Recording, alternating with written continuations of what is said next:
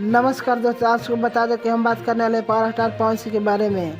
पवन सिंह का 5 सबसे बड़ी फिल्म जो कि सारेगामा भोजपुरी कंपनी द्वारा सबसे बड़ी फिल्म का अनाउंसमेंट किया गया है। इससे पहले कि वीडियो को लास्ट तक जरूर देखें और चैनल पर आप नए हैं तो चैनल को सब्सक्राइब जरूर कर दें।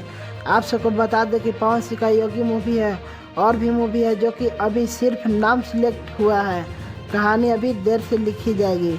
पवन सिंह अभी फिल्म शूटिंग के लिए लंदन जा रहे हैं 25 दिन के लिए। आप सबको बता दें कि पवन सिंह का फिल्म हर हर गंगे का रिलीज डेट सामने आ गया है। पावर स्टार पवन सिंह बता रहे हैं कि अभी बारिश का मौसम चल रहा है इसलिए लेट हो रहा है। फाइनली रिलीज डेट सामने आ ही गया है, नवरात्रि के समय रिलीज डेट किया जाएगा। आप सब अपना कमेंट बॉक्स में ज़रूर बताएं। धन्यवाद।